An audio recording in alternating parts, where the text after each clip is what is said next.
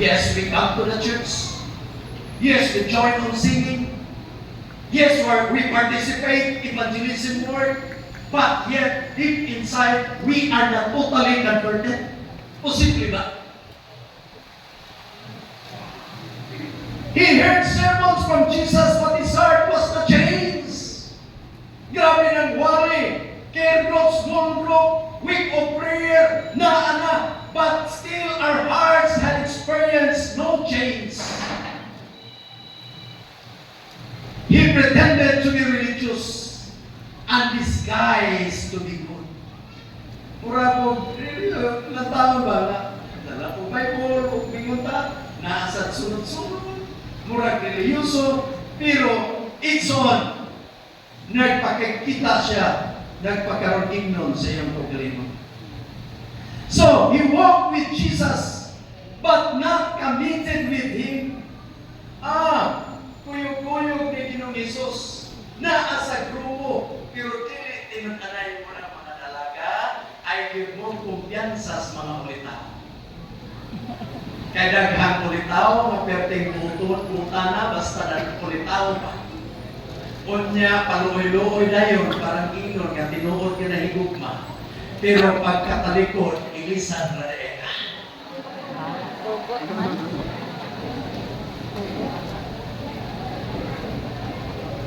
Except sa atin, sa tubangan nato.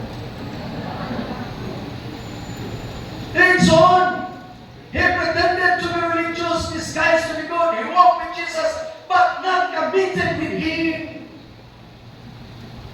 Muna biwata, heart is full of deceit. Pahinumduman ta, son. Kaya kining kasing-kasing na to, yes, oh friend, we love Jesus. Nobody would say, I don't love Jesus. We always answer, oh yes, I love Jesus. But how true with our relationship to the Lord? He attended church services where Jesus preached, but ignore every message he heard. Palapyon lang, doon ay mga pagpahinumdum. Lingon ko Edson, the name of Judas. Liturgy is junk man or person. You meaning unconverted, being destroyed or dying. A is adversary of God against the will of God, is sentenced to death, separated from God's love. This is Judas. Junk man. He was a junk person with no good things to remember for times, di ba? Muna mingon ko, wag nagyoy maghingalan o Judas sa iyang panimalay. This name was totally junk. And he was most neglected person in the Bible because gibaligya niya si Jesus sa 30 lang kantidad, 30 silvers. Junk person has no place in heaven. Posible son, ibaylo lang nato ang atong nabalaan na pagtuo diha sa Ginoo. Because we have examination during Saturday, sige lang, kasabot lang ng Ginoo. Remember, we heard many times instructions and reminders from the Word, from the sermon, but sometimes we are not mindful of it. Usahay, ibaylo lang nato, usa ka botilya na kulabo, nga kantidad rag 50 pesos ang botilya sa imong kaluwasan pagpaabot sa Ginoo. Usahay, ibaylo lang nato sa piso, imatag nato sa steel. You should remember, Judas, he kept on walking with the Lord. He kept on listening the message of Christ, but he never experienced total transformation. Nahimo siyang young person. Unconverted, he walked in talk with Jesus.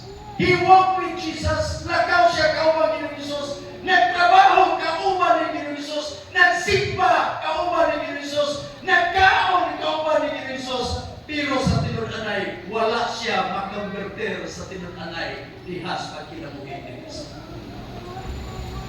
Igsoon,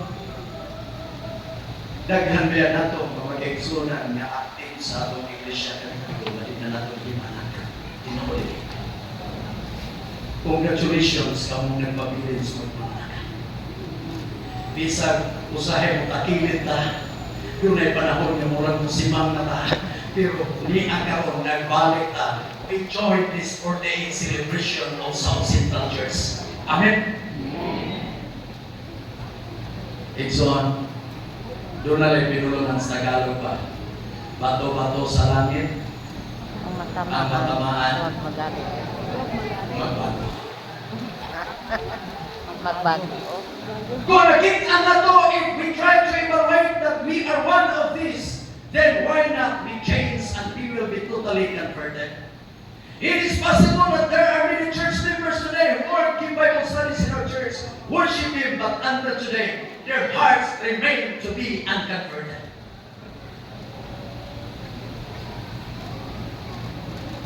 He destroyed, died. He died a meaningless death. Diba? Wa na yun, kurang ang iyang kamatayon, dili na mahinungdanon, dili na bililhon. He was destroyed by Satan. Even his friends in life, destroyed forever. Satan dominated his life. Judas destroyed his own life. He died a bitter death. He died a broken heart, broken relationship with Jesus. A person who killed himself has no chance for heaven. Young people, wabot pa ng mga problema, mga kaigsunan, ayaw tubuti nga maghimo ka pagtapos sa imong kinabuhi. Mahimo man mula to na to papahuwayon tas Ginoo nga diin maandam ang imong kinabuhi panahon sa imong pagbalik. Satan dominated his life. The reason is that he was not totally converted. Adversary against God, his heart was against on the voice of the Holy Spirit. Na yung mga home-homes palang Espiritu, na isulti niya sa tuwa, pero sometimes we are not mindful. Just true, he was good outside, but he was not good inside. A sentence to death, separated from the love of God. He died in a very hurting death. Sakit kayo yung kamatayon. Nagpatay siya. Sakit ka din. Bungkag ang iyang pagbati, ang iyang kasing-kasing. Died without coffin. No one buried his dead body.